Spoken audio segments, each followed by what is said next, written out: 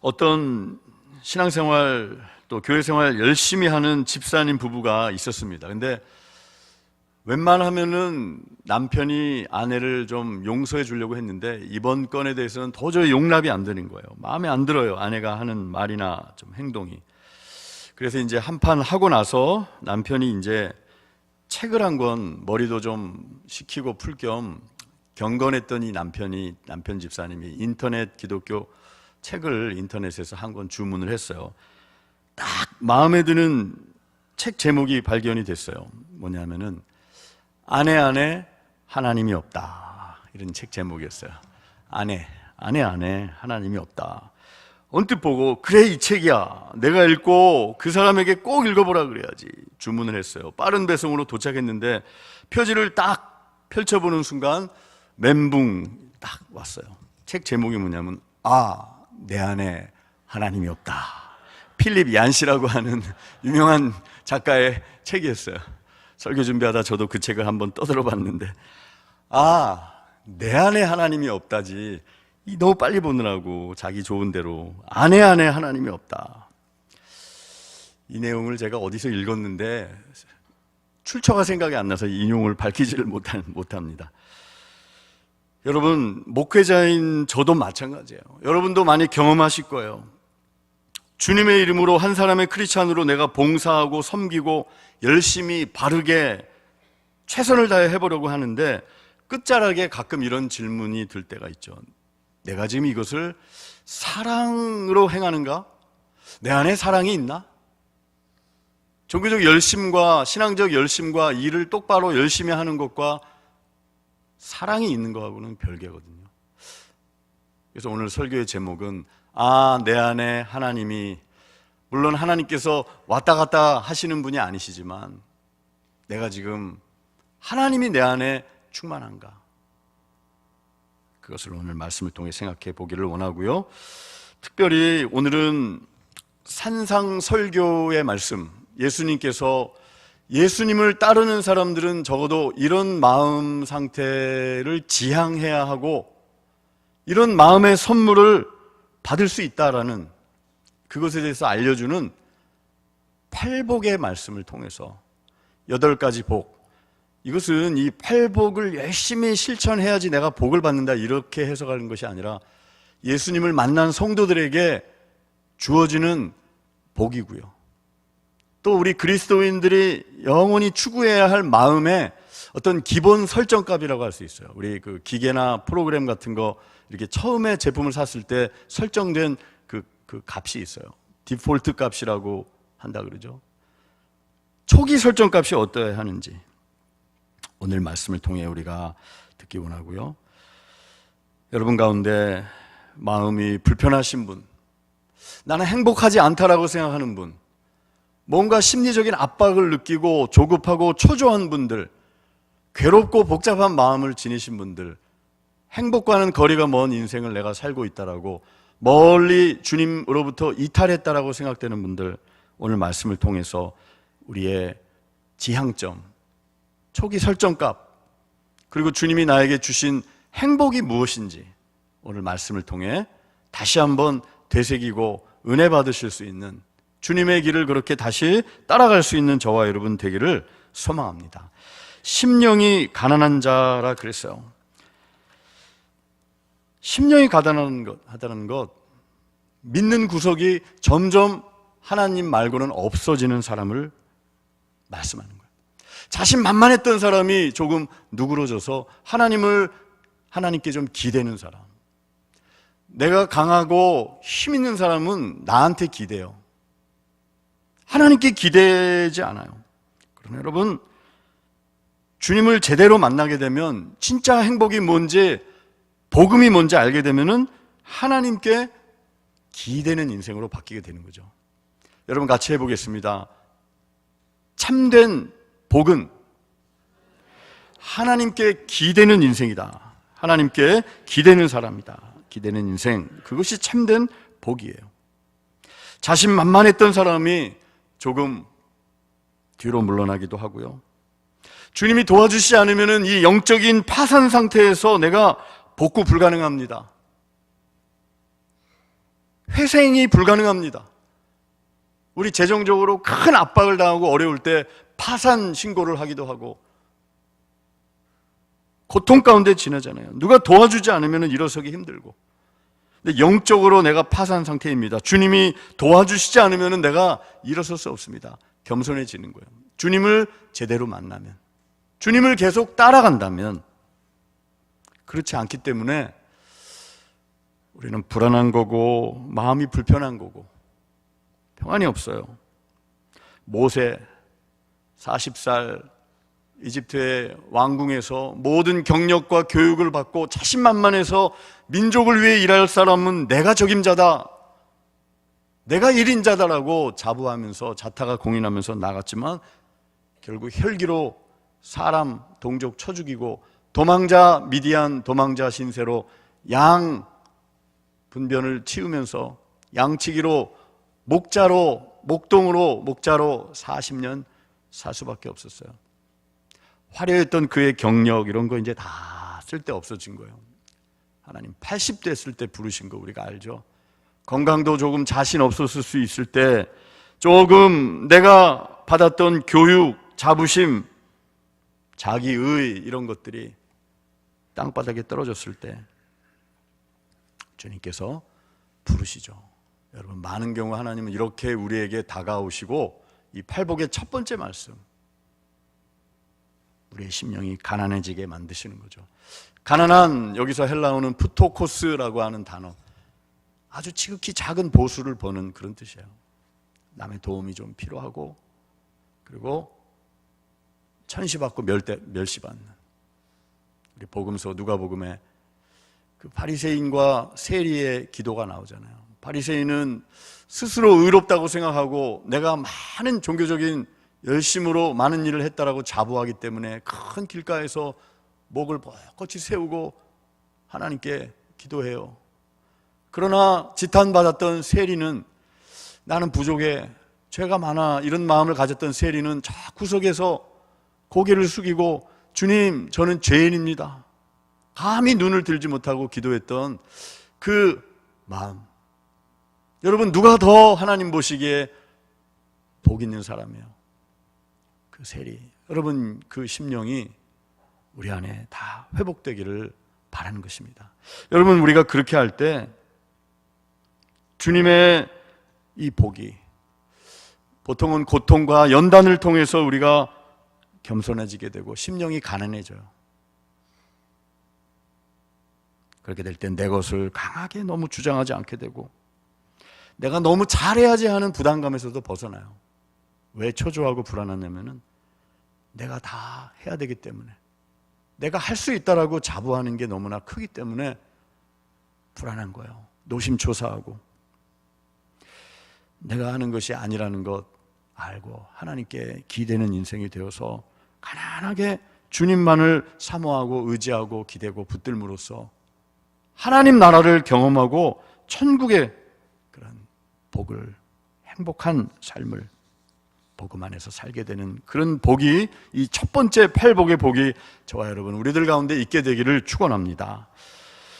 4절에 보니까 애통하는 자가 복이 있다 그랬어요. 세상에는 강한 사람, 유약하게 눈물 흘리는 사람, 그렇게 복 있는 사람이라고 보지 않을 수 있어요. 슬퍼할 일이 없는 사람이 행복한 사람일 것 같아요. 여러분, 그러나 애통하는 사람이 주님이 찾으시는 사람이에요. 하나님이 찾으시는 제사는 상한 심령이라 그랬어요. 아파하는 사람, 1차적으로는 나의 부족함을 느끼면서 죄 때문에 하나님의 의에 도달하지 못하는 나를 보면서 아파하면서, 더 나아가서 나 자신만을 위해서 아파한다면 너무나 이기적이겠죠. 예수를 믿었으면 이제 누군가를 위해서, 참 이 지점이 어려운 지점이에요. 아가페 사랑이 흘러와서 누군가의 손을 잡아주고 같이 눈물 한 방울 흘려줄 수 있는 그런 자리에 우리가 서는 사람이 진짜 복 있는 사람이다. 욕심 많은 것, 우리의 욕심 때문에 더 가지지 못한 것, 더 소유하지 못한 것, 그것 때문에 억울해서 우는 눈물이 아니라 정말 어려움 가운데 복음이 있으면 될 텐데 누군가 고통 가운데 있는 이들, 타인의 아픔에 대해서 함께 아파해주고 눈물을 흘릴 수 있는, 중보의 기도를 대신 드려줄 수 있는 그런 사람이, 그런 애통이 있는 사람이 진짜 복 있는 사람이다. 그런 기준으로 보면은 복을 우리가 많이 못 누리고 있는 것 같지는 않은가 생각해 보게 돼요. 영적인 무감각증, 살이 썩어 들어가는데도 알지 못하는 그러한 질병, 나병 환자와 같은 병은 우리가 애통하지 못할 때, 정말 누군가를 위해서 마음 아파하고 함께 슬퍼하고 그렇게 하지 못할 때 우리가 오히려 이런 병이 들었구나, 이런 마음을 가지고 이 눈물, 애통이 회복되는 그런 복이, 이게 진짜 복이라고 말씀하시는데, 이것이 우리 가운데 이 눈물, 이 애통함이 회복되기를 원합니다. 이렇게 애통할 때 주님께서 성령으로 위로해 주시는 역사가 있게 되는 것입니다.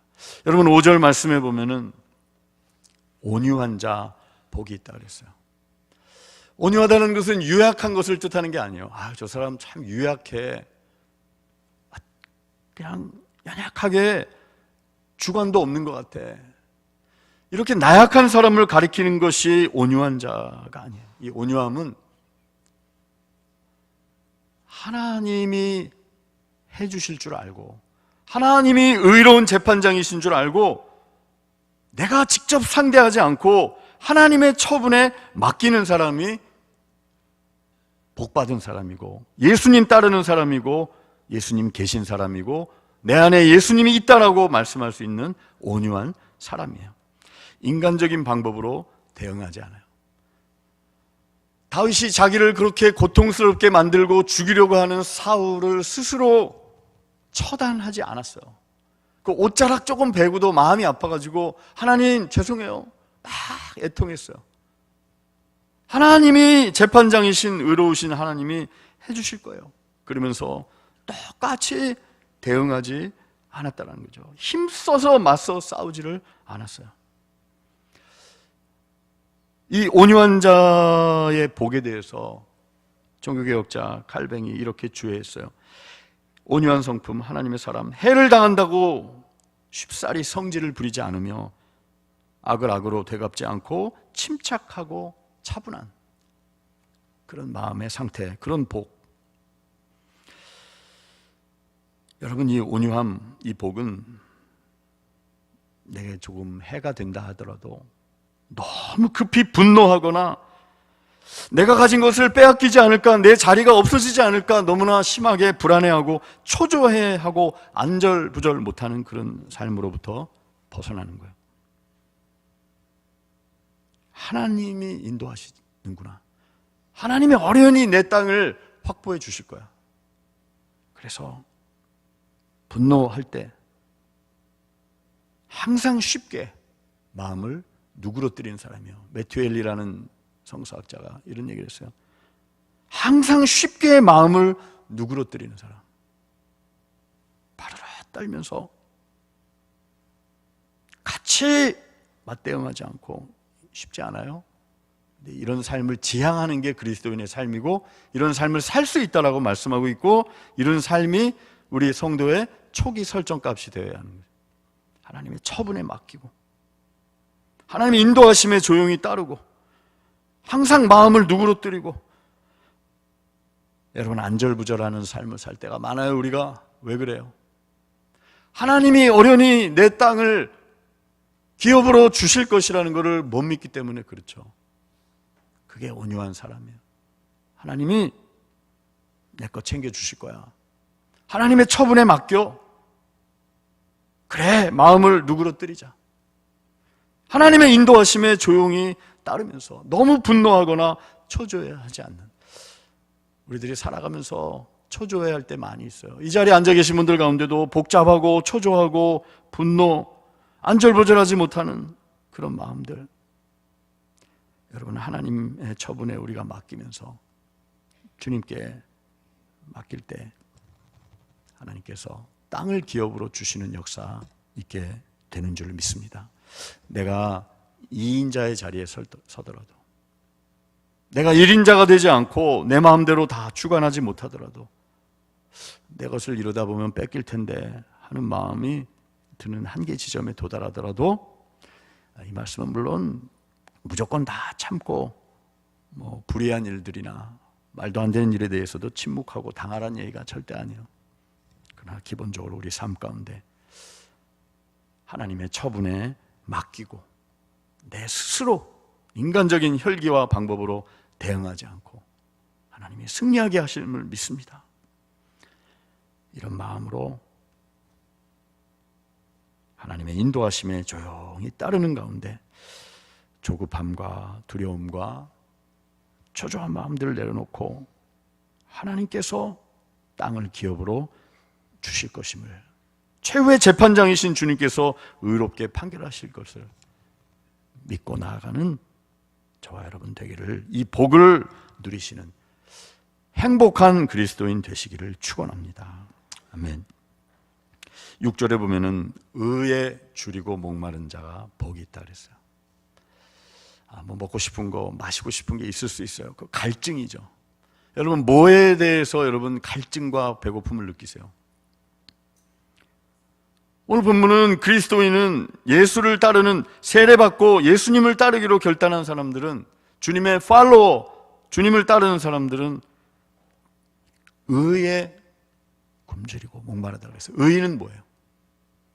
하나님과의 바른 관계, 하나님의 옳게 여기시는 것, 하나님의 구원, 이게 의예요. 굉장히 추상적이지만 여러분이 다가오실 거예요, 느낌이. 하나님의 옳게 여기시는 것, 하나님과의 바른 관계, 가장 고결한 하나님의 뜻, 말씀, 여기에 대한 갈망이 있는 거죠. 하나님이 제시하신 그 바른 인생길에 대한 갈망.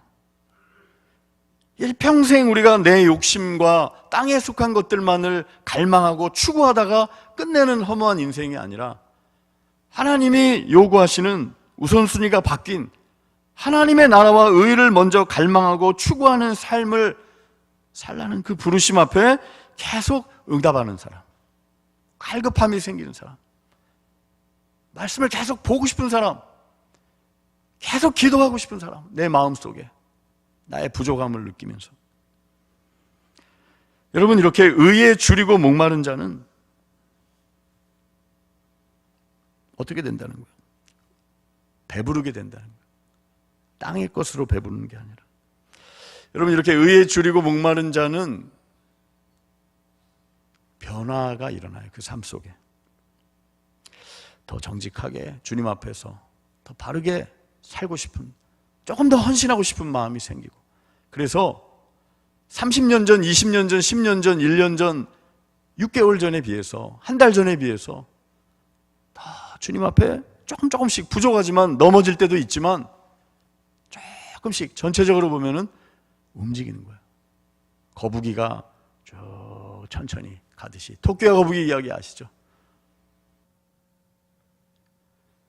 여러분, 그렇게 일평생 다른 것이 아니라 하나님께 목이 마르고 굶주리고 내 욕심 추구하다 끝내는 인생이 아니라 하나님 나라와 의를 위해서 나는 조금 더 드리고 헌신하고 그런 삶을 살아야 되겠다.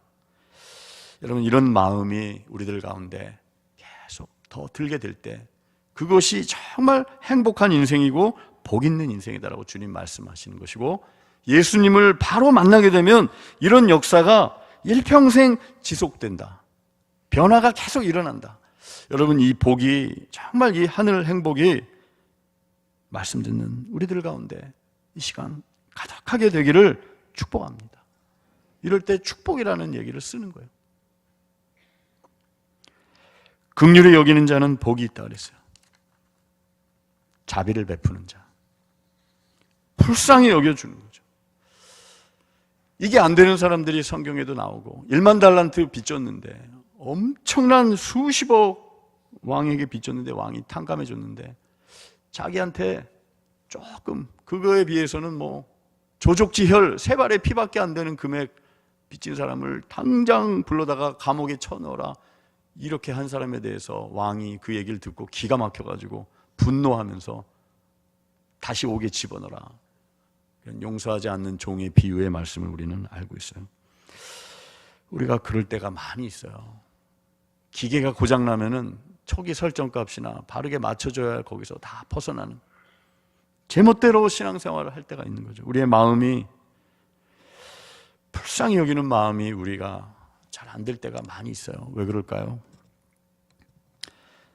눈높이를 못 맞추는 경우에 그런 것 같아요. 나는 되는데 왜 당신은 나처럼 못해? 뭔가 좀 뛰어난 부분이 있거나 열심히 있는 사람들이 불쌍히 여기는 마음이 없을 때가 많이 있어요. 왜 나처럼 좀 못해? 눈높이. 여러분, 그런데 예수님이 우리를 향해 맞춰주신 눈높이를 우리가 한 번쯤은 더 묵상해야 하는 거죠. 예수님 어떻게 우리의 눈높이를 맞춰주셨어요? 우리의 죄에 대해서 꼬치꼬치 신문하셨습니까? 과거의 죄에 대해서 이 땅으로 내려오셨잖아요. 말씀 없이 오셔서 묵묵히 십자가를 지시고. 여러분, 우리가 일상생활 가운데서 여러분이 불쌍히 여기지 못하는 사람이나 영역이 있을 거예요. 눈높이를 도저히 나는 못 맞추겠다. 왜 나처럼 못하냐? 여기서부터 다 불행이 오는 거죠. 여러분, 오늘 말씀 기억하면서 예수님이 나를 불쌍히 여긴 눈으로 바라보시는데, 아버지의 자비하심과 같이 너희도 자비하라고 주님이 말씀하시는데, 여러분, 우리가 그 마음 가지고 우리 마음에 사랑하는 이들과 나와 함께하는 이들과 눈높이를 어렵지만 이게 예수를 따르는 길이니까, 이게 우리의 마음이 되어야 하니까 그 눈높이를 맞추며 불쌍히 여기는 마음을 간구하시고 그 마음을 계속 품으실 수 있는, 거기를 목표점으로 지향점으로 나아가시는 저와 여러분 되기를 축원합니다. 우리 마음에 그런 주님이 주시는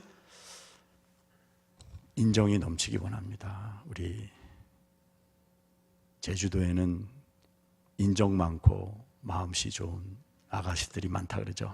웃으시는 분은 오래되신 분들이에요. 우리 옛날에 가사에, 유행가 가사에 그런 노래가 있었어요. 우리 마음이 주님이 주시는 그 인정받는 그 인정이 아니라 사람의 따뜻한 정, 예수님을 통한 그 정이 넘치게 될 때 우리도 행복하고 같이 사는 사람들 가운데 웃음꽃이 피게 될 줄을 믿습니다. 여러분, 그게 행복한 삶이에요. 그래서 긍휼히 여기는 자가 복이 있다. 그래서 하나님이 그런 사람들을 불쌍히 여겨주신다.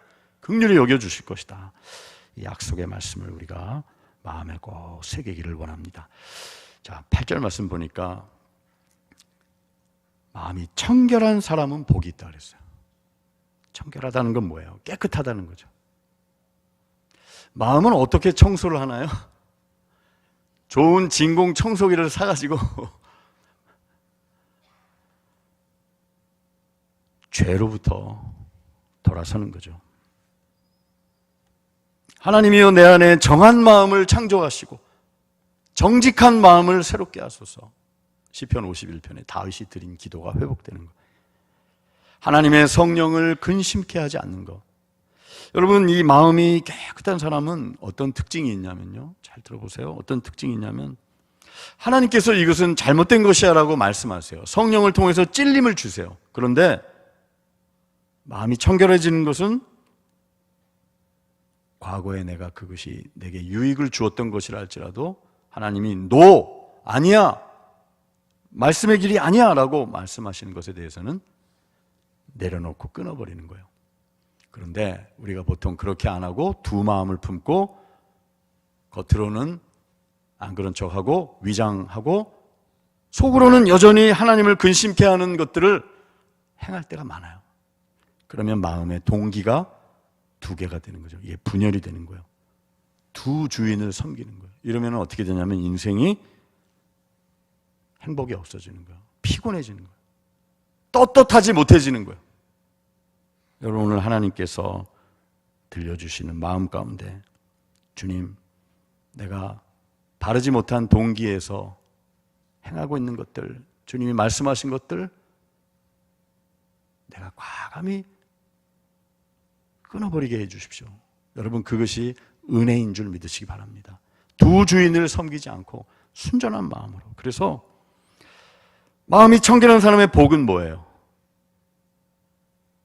여러분, 성경에는 안 써 있나요? 8절에 뭐라고 써 있습니까? 하나님을 볼 것이다 그랬어요. 하나님 보면은 죽는다 그랬는데 구약에 어떻게 되나?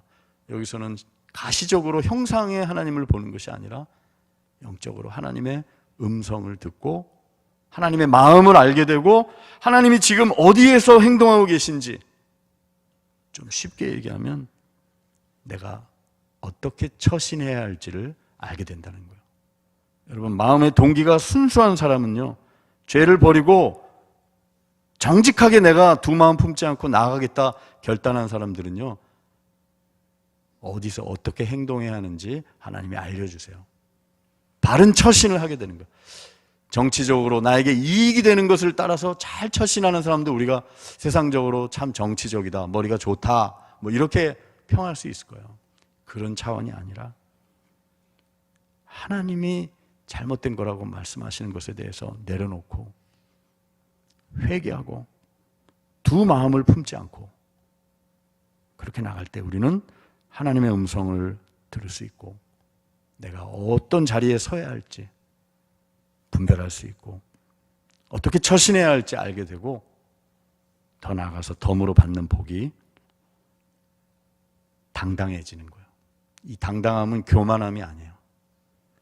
마음에 두 마음이 있고 뭔가 만났을 때 이중적인 것으로 겉과 속이 너무나 많이 다르고 숨은 잘못된 동기가 있을 때 우리는 떳떳하게 서지 못해요. 사람들 앞에. 그게 드러나요. 여러분, 오늘 하나님의 말씀, 오늘 말씀을 통해 주시는 이 음성을 우리가 다 듣고 저나 여러분이나 하나님 앞에 깨끗한 동기로 하나님 앞에 그렇게 서고 두 마음을 품지 말고 사람들을 만날 때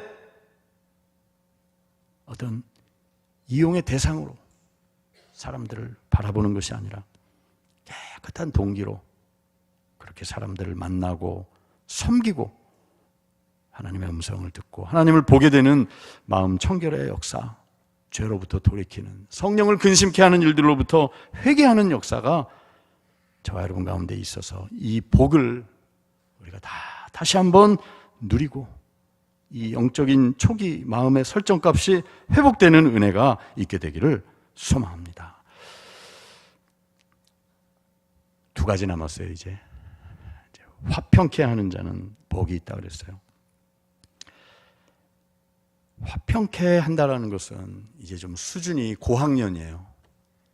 나 자신만 생각할 때에는 뭐 공동체나 함께 살고 있는 사람들이 누구가 뭐 관계가 어떻고 공동체 분위기가 뭐 깨지든 그냥 내 것만 챙기면 된다 이런 마음으로 살아가지만 성숙한 신앙인으로 예수님을 따라간다고 했을 때는 이 마음을 이제 품게 되는 거야. 아, 이게 빨리 가는 게 중요한 게 아니구나.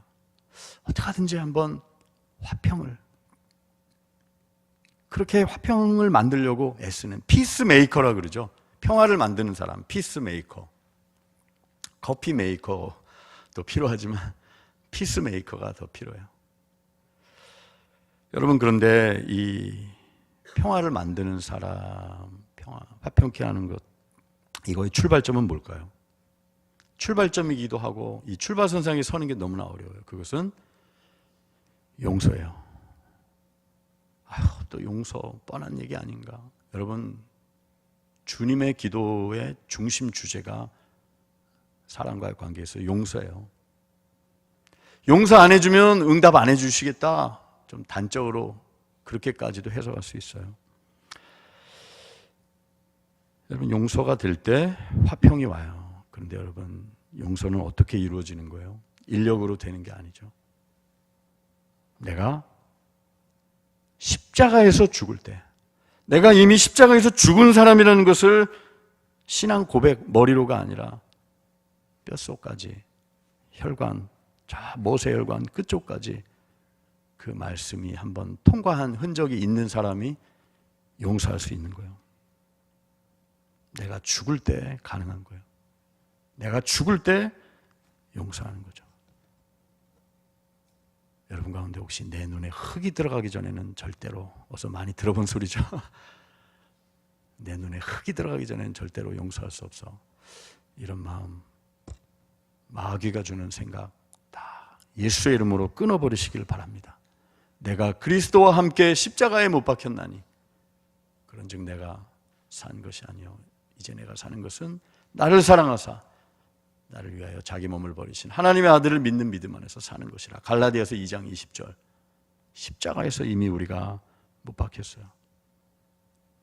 그 예수님의 용서, 내 자아가 이미 십자가에 못 박혔다라는 것을 기억하면서 믿음으로 예수님과 함께 용서의 자리에 우리가 설 때 화평이 이루어지는 거예요. 공동체나 가정이나 어떤 곳이든지 평화가 있는 곳에는 누군가가 용서했기 때문에 그래요. 다 그분들이 먼저 참고 용서해주고 자기를 죽였기 때문에 평화가 있는 거예요. 여러분, 이 화평케 하는 자의 복은 무엇입니까? 하나님의 아들, 딸로, 자녀로 인정받는 거야. 아, 너 진짜 아무개 누구 아들, 누구 딸이구나. 부모님이 누구지? 그 아버지의 그 자식이구나. 좋은 의미에서. 여러분, 우리가 그렇게 용서함으로, 피스메이커로 직장에서 같이 분열하고 이간질시키고 하는 자리에 서는 것이 아니라 편가르고 파벌 나누고 이런 것이 아니라 사사로운 이익을 따라 그렇게 하는 게 아니라 평화를 만들고 의를 추구하고 용서하고, 여러분, 이런 삶이 우리 가운데 이루어지는 것, 그런 삶은 가능하다고 말씀하시고 성령의 능력으로 또한 우리가 일평생 그런 삶을 지향하고 목표점으로 삼고 나아가라고 주님 말씀하세요.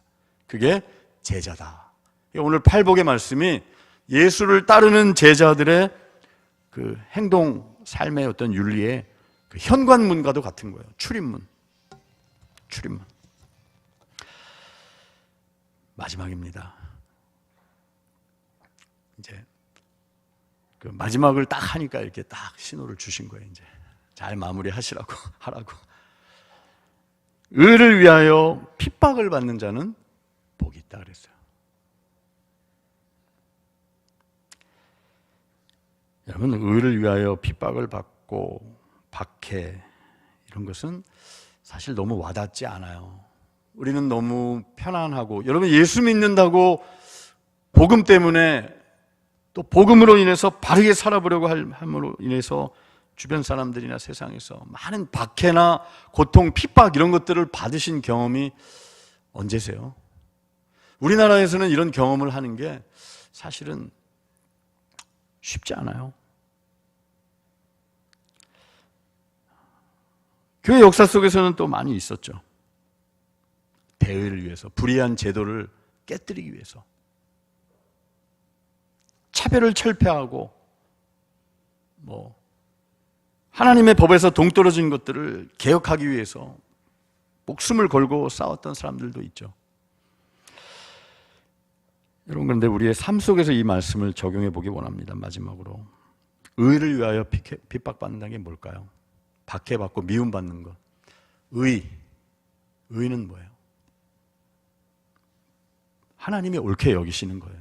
의는 하나님과의 바른 관계, 말씀, 하나님이 옳다고 인정해 주시는 것들, 불의한 것이 아니라 하나님의 방법, 그것대로 실현하기 위해서, 그걸 회복시키기 위해서 나도 부족하지만 애쓸 때 주변에 어떤 반응이 와요? 왜 그래? 관행이야. 왜 그래? 여러분, 세상에서 그런 일이 얼마나 많아요. 적당주의, 타협주의. 여러분, 우리 삶 가운데 특별히 이 말씀 어떻게 적용할 수 있어요? 박해 없는 세상에서 일터에서 정직하게 살려고 할 때 나 혼자 그러면 뭐 이상한 것 같아요. 다. 또 복음 전할 때 우리가 이것을 어느 정도 경험할 수 있겠죠. 전도할 때 그나마 우리가 이 말씀을 삶 속에서 그리스도인으로서 좀 적용할 수 있는, 또 체험할 수 있는 현장 중에 하나는 우리가 예수님 이름 전할 때, 의의 복음을 전파할 때, 아유 왜 그래, 좀 조용히 해, 광신자야, 예수쟁이 조용히 해라, 이런 말을 들을 수도 있고, 싸늘한 시선으로 우리가 뭐 복음을 전하고 이렇게 할 때 그럴 수 있어요. 우리는 이런 것들을 전혀 감수하지 않으려고 하는 경향이 우리 안에 본능적으로 있어요. 그러나 우리 주님은 이런 것 때문에 조금 압박도 받고 핍박받을 때 그게 복 있는 상태다 말씀하고 있습니다. 오늘 말씀을 정리하면서 주님을 따르기 위해서, 말씀을 듣기 위해서 제자들이 다, 무리들이 산으로 올라갔어요. 1, 2절에 보니까. 우리도 어딘가에 올라간다는 건 쉬운 일이 아니에요. 예수 믿는 것, 그 행복은 가만히 물질적인 것이 채워질 때 오는 게 아니라 오늘 말씀대로 하나님이 주신 복이 무엇인지 알고 그 복을 누리고 이 복을 계속 지향하면서 주님의 도움을 구하면서 살아가고, 내게 주신 복을 누리고 발굴하고 그 선물 포장지를 뜯어서 내가 실제로 사용하고 누리고, 이럴 때 예수 믿는 맛이 있고 행복한 신앙생활을 하게 되는 것입니다. 이러한 복, 행복, 이것이 진짜 하늘 행복이 우리들 가운데, 우리 교회 가운데, 여러분의 삶과 가정 가운데 가득하게 되기를 축원합니다. 아멘. 예, 오늘 말씀 생각하면서 우리 찬양 드리겠습니다. 우리 찬송가 411장 보면은 내 마음속에 주님이 내 안에 계실 때, 이 참된 팔복의 행복을 느낄 때 기쁨이 있다. 우리 찬양 드리고 기도하겠습니다.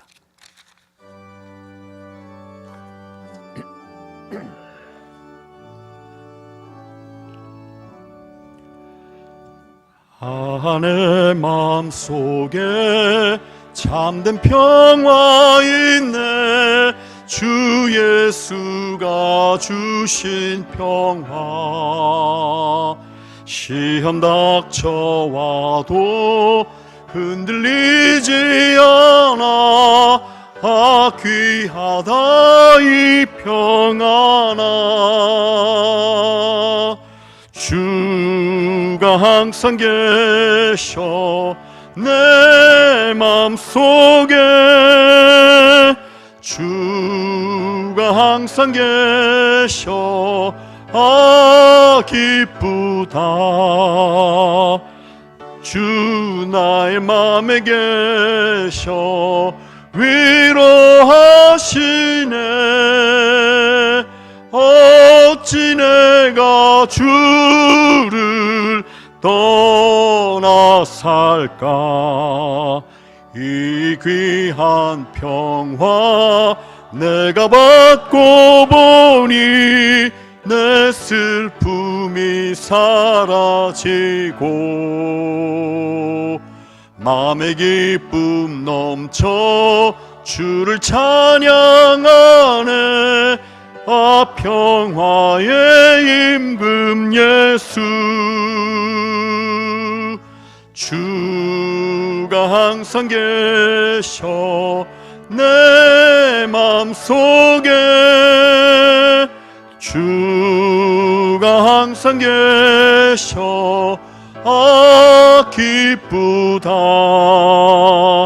주 나의 맘에 계셔 위로하시네. 어찌 내가 주를 떠나 살까.